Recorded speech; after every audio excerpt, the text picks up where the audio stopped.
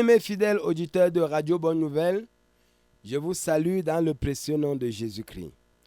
Nous sommes ici dans le cadre de notre étude biblique qui se passe sur les ondes de Radio Bonne Nouvelle tous les dimanches matins de 6h30 à 7h.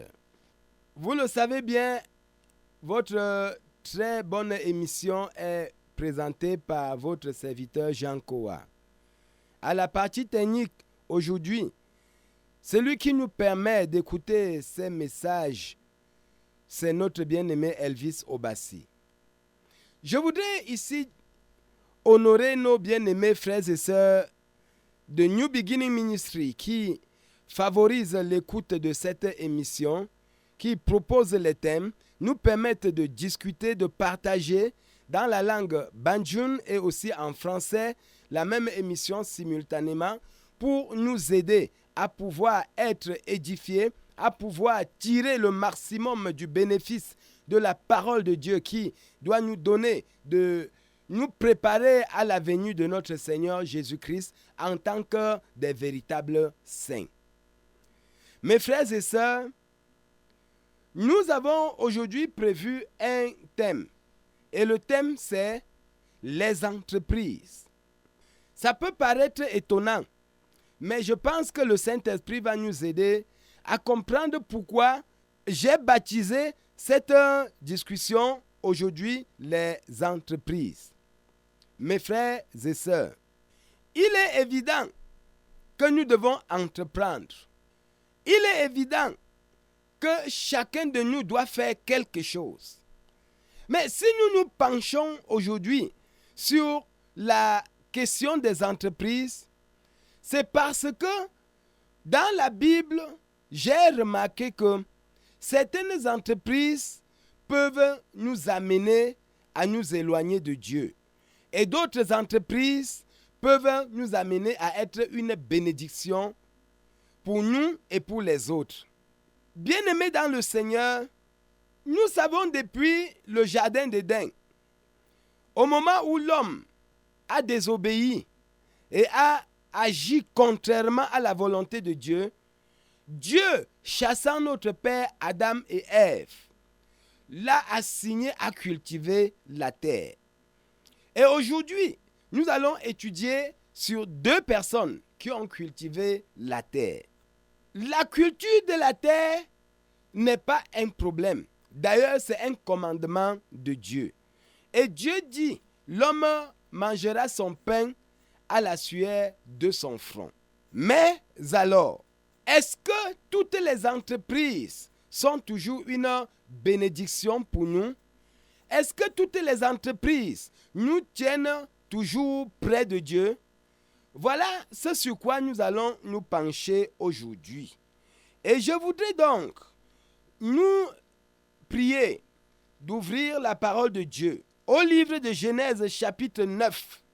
Et nous allons lire du verset 20 au verset 24. C'est sur ce texte que nous allons nous pencher pour étudier la parole de Dieu aujourd'hui. Voici ce qui est écrit. Je suis dans le livre de Genèse chapitre 9, du verset 20 au verset 24. La Bible dit, Noé commença à cultiver la terre et planta la vigne. Il but du vin, s'enivra et se découvrit au milieu de sa tente. Cham, père de Canaan, vit la nudité de son père et il le rapporta dehors à ses deux frères. Alors, Sem et Japheth prirent le manteau, le mirent sur leurs épaules, marchèrent à reculons et couvrirent la nudité de leur père. Comme leur visage était détourné, ils ne virent point la nudité de leur père. Lorsque Noé se réveilla de son vin, il apprit ce que lui avait fait son fils cadet.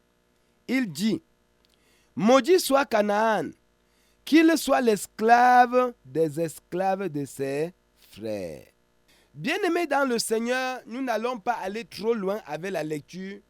Nous allons nous arrêter à ce niveau pour prier que le Saint-Esprit nous aide à comprendre exactement ce que je ressens par rapport à l'entreprise de Noé. Qui est Noé? Noé est cet homme que la Bible présente comme le modèle lorsque le péché était abondant, lorsque le péché était à son paroxysme après la création, dans la première vague des personnes et des êtres qui ont existé sur la terre.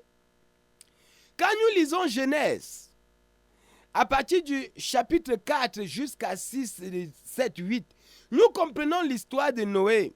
Noé a vécu une époque où la terre était remplie d'hommes, mais d'hommes qui n'avaient pas besoin de la volonté de Dieu. Des personnes qui ne faisaient aucun cas de la volonté de Dieu. La Bible nous dit, en la période où Noé vivait avec ses contemporains, la Bible nous dit que les gens mangeaient et buvaient, festoyaient, se mariaient et mariaient leurs filles et ne se doutaient de rien. Jusqu'à ce que le péché ait atteint son paroxysme. Et puis Dieu, voyant cela, a décidé de détruire toute la terre. Parlons de Noé. La Bible dit que Noé, en ces temps, avait le cœur meurtri à cause du mal que ses yeux voyaient, c'est-à-dire la débauche, l'ivrognerie, le mensonge, les crimes, toutes sortes de déviances faisaient mal au cœur de Noé. Noé avait consacré son cœur à la crainte de Dieu. Voici pourquoi il a trouvé faveur aux yeux de Dieu. Dieu vint vers lui et lui dit, construis l'arche. Je te dirai avec quelle matière et quelle sera la dimension qu'il faut pour construire l'arche. Et puis, Noé s'est mis au travail et il a construit l'arche. Dieu a dit à Noé d'entrer dans l'arche, lui et une paire de chaque espèce d'être. C'est ce qu'il a fait. Le déluge est venu. Toute la terre a été détruite. Et puis, lorsque le déluge est fini, la terre s'est asséchée. Tout est redevenu normal. Noé est sorti de l'arche et plus tard, il a entrepris de cultiver la terre. Voici, nous revenons et nous tombons dans notre texte. Comme il a entrepris de cultiver la terre, la Bible nous dit qu'il planta une vigne. La vigne, c'est de la vigne que l'on sort du vin. Et lorsque Noé a cultivé la terre, ce qu'il a trouvé bon de faire, c'était de cultiver la vigne. Là, il devient producteur du vin. Peut-être il vendait, la Bible ne nous en dit rien. Mais je veux bien croire que tout un champ de vigne, il ne pouvait pas boire ça tout seul. Voici le fait d'être un producteur de vin, de liqueur, de tout ce que nous connaissons, a amené Noé lui-même à devenir consommateur de ce vin. Bien-aimés, remarquons que Noé était auparavant serviteur de Dieu. Le jour qu'il a entrepris de cultiver le vin, la vigne, il est devenu alcoolique. Il est devenu soulard. C'est ça que je parle donc de l'entreprise de nos mains. Ce que nous entreprenons, bien aimés, nous devons faire attention. Par moments, nous entreprenons des choses et nous ne regardons pas le vice qu'il y a dans cette entreprise. Au départ, la pensée, c'est que nous allons nourrir notre famille. C'est ce que j'ai sous la main. D'accord, c'est ce que nous avons sous la main. Mais seulement, sachons que ce que nous sommes en train de faire peut nous entraîner à sortir du plan de Dieu. Peut nous amener à aller loin du plan de Dieu. Le vin que Noé produisait l'a saoulé lui-même. Et l'a amené à apporter une malédiction, à prononcer une malédiction sur sa propre génération, sur le fils de ses entrailles. Ça, ce sont les effets de son entreprise. Et à ceci, je voudrais simplement nous dire, mes frères, je ne jette pas le caillou sur les exploitants de débit de boissons. Mais souvenons-nous une chose. le Seigneur, par la bouche de l'apôtre Pierre, nous a dit, gardez-vous du gain sordide. Le gain sordide, c'est le genre du gain qui vient des voies qui ne sont pas vraiment recommandables. Lorsque nous parlons de la vigne de Noé, nous pouvons voir dans cela sur le plan spirituel la prostitution. Nous pouvons voir dans ce couloir, la vigne de Noé peut être, je vais encore appeler quel métier qui apporte du vice.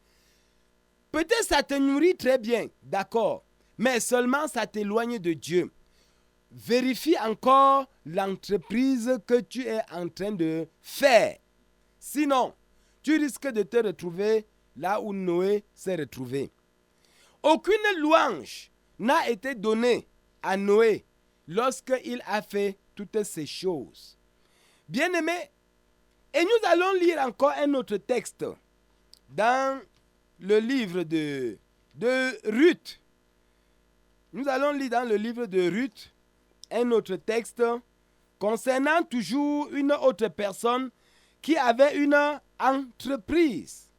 Oui, bien-aimé dans le Seigneur, c'est bon d'entreprendre, mais qu'est-ce que nous entreprenons? Où est-ce que notre entreprise nous amène? Cette entreprise sera-t-elle une bénédiction pour nous et pour les autres ou non? Lisons donc dans Ruth chapitre 2, du verset 1 à 8. Voici ce qui est écrit. Naomi avait un parent de son mari. C'était un homme puissant et riche, de la famille d'Elimelech, et qui se nommait Boaz. Ruth, la Moabite, dit à Naomi, « Laisse-moi, je te prie, aller glaner des épis dans le champ de celui aux yeux duquel je trouverai grâce. » Elle lui répondit, « Va, ma fille. » Elle alla glaner dans un champ, derrière les moissonneurs. Il se trouva par hasard que la pièce de terre appartenait à Boaz, qui était de la famille d'Elimelech. Et voici, Boaz vint de Bethléem, et il dit au moissonneur, « Que l'Éternel soit avec vous. » Il lui répondit, « Que l'Éternel te bénisse. » Et Boaz dit à son serviteur chargé de surveiller les moissonneurs, « À qui est cette jeune femme? » Le serviteur chargé de surveiller les moissonneurs répondit, « C'est une jeune femme moabite qui est revenue avec Naomi du pays de Moab. Elle a dit, « Permettez-moi de glaner et de ramasser des épis entre les gerbes derrière les moissonneurs. » Et depuis ce matin qu'elle est venue, elle a été debout jusqu'à présent et ne s'est pas reposée qu'un moment dans la maison. Boaz dit à Ruth, « Écoute ma fille, ne va pas glaner dans un autre champ, ne t'éloigne pas d'ici et reste avec mes servantes. » Mes frères et sœurs, voici un autre homme qui a aussi créé une entreprise. Il a aussi cultivé la terre comme Noé, mais il a semé autre chose. Ce qu'il a semé l'a rendu riche, l'a rendu grand, l'a rendu responsable.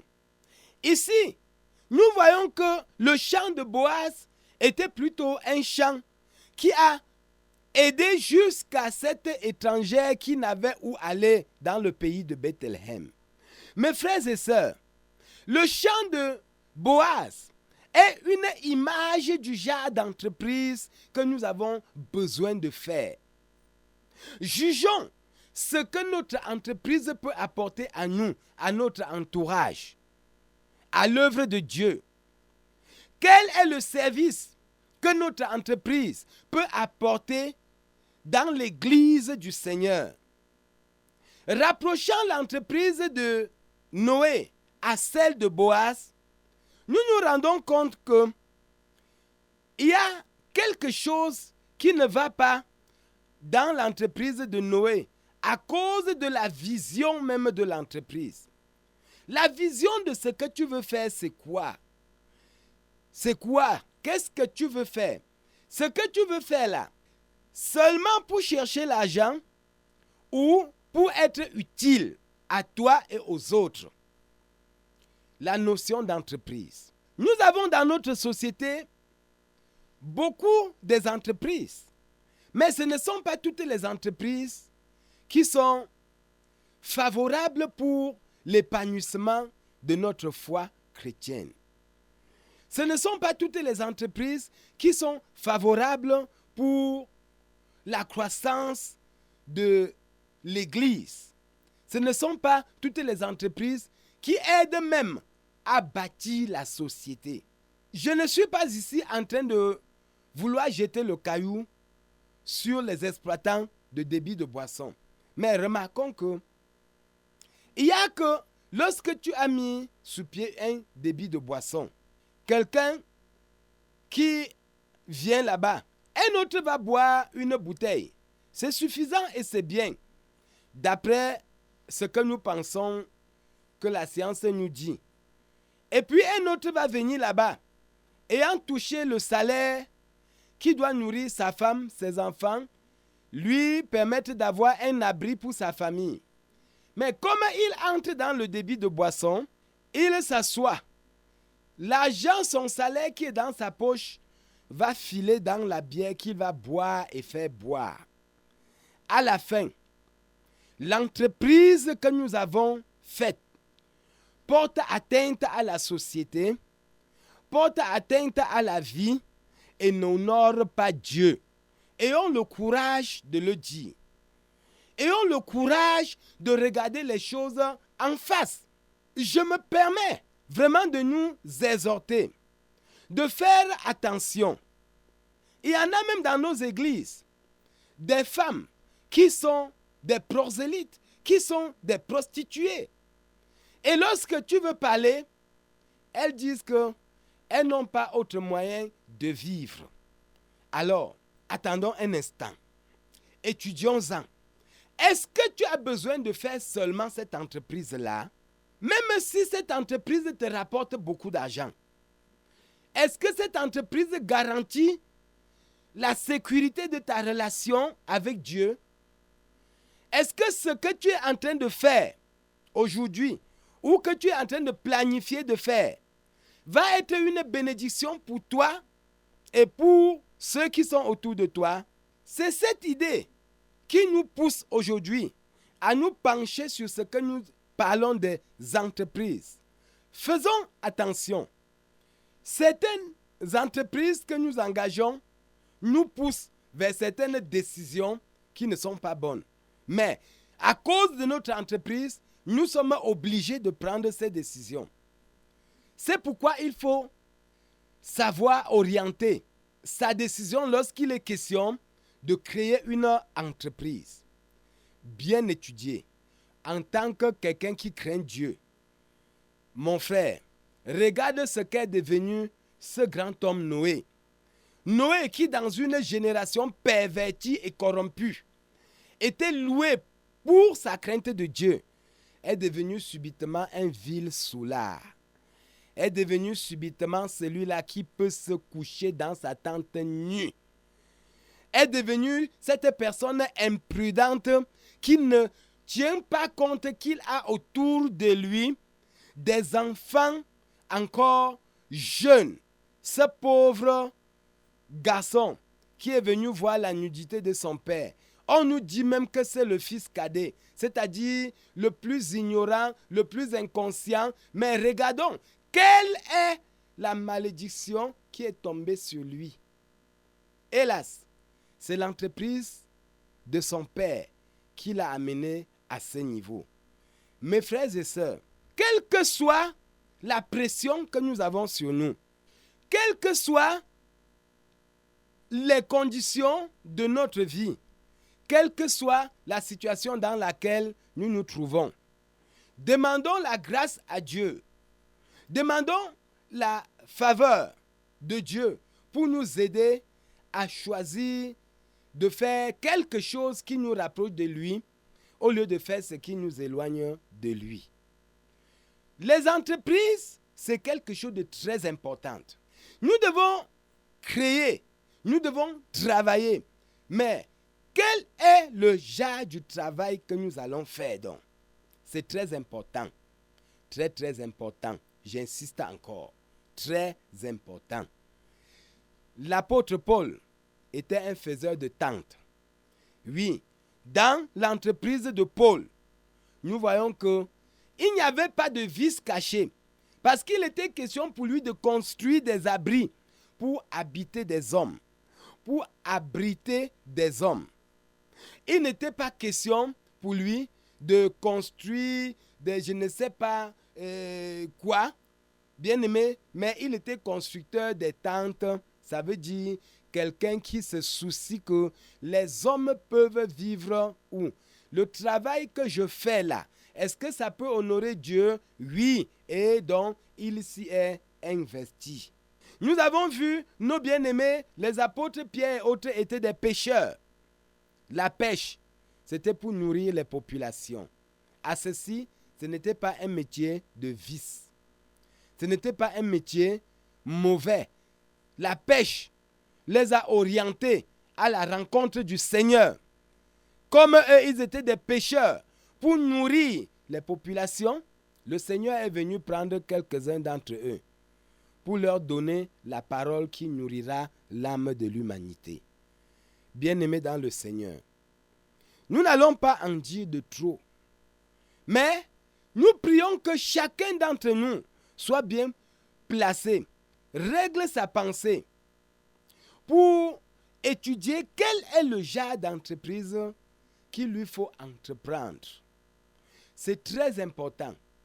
Et remarquons que les deux ont cultivé la terre. Mais qu'est-ce qu'ils ont sémé tous les deux? Nous pouvons ouvrir les boutiques, mais qu'est-ce que nous vendons? Nous vendons quoi dans nos boutiques? Est-ce que ta boutique, c'est pour vendre les condoms? Est-ce que ta boutique, c'est pour vendre les lions d'or? Sache-le, le lion là dort seulement parce qu'il n'est pas encore sorti dans le sachet. Quand il sort du sachet, il devient dangereux. Est-ce que ta boutique, c'est pour vendre tout ce qui est comme drogue? Alors, c'est une mauvaise entreprise. C'est une entreprise qui ne rend pas service à Dieu ni à la société. Mais une autre personne autour de toi peut ouvrir encore la boutique pour vendre du pain, pour vendre du lait, pour vendre du sucre. Et à cela, le Seigneur tire gloire parce que les affamés peuvent s'arrêter là-bas et altérer leur soif, assouvir leur faim. Bien-aimés dans le Seigneur, je voudrais sincèrement prier les uns et les autres de pardonner ma brutalité. Seulement, le Saint-Esprit m'a poussé à ce que nous puissions parler de la sorte aujourd'hui pour interpeller les uns et les autres de ce que nous faisons, de ce que nous envisageons faire. Où est-ce que ça peut nous amener? Qu'est-ce que ça va nous apporter? Qu'est-ce que ça va apporter à notre entourage? Voilà autant de questions que nous devons nous poser lorsqu'il est question d'entreprendre quelque chose pour notre bien et pour le bien de ceux qui nous entourent. Mes frères et sœurs dans le Seigneur, voici ce à quoi le Seigneur nous a appelés aujourd'hui à réfléchir. Je voudrais donc nous prier de permettre aux uns et aux autres d'écouter ce message en le partageant avec tout notre entourage. C'était votre étude biblique qui se passe sur les ondes de Radio Bonne Nouvelle tous les dimanches matins de 6h30 à 7h. Cette émission est proposée et soutenue par nos bien-aimés frères et sœurs de New Beginning Ministry. Et pour vous tenir compagnie, je suis au micro de présentation votre serviteur Jean Koa, le docteur anthropologue missionnaire. Et à la partie technique, c'était notre frère Elvis Obassi. Que le Seigneur vous bénisse et que la grâce de Dieu nous permette d'être vigilants et pointilleux dans le choix de l'entreprise. Amen.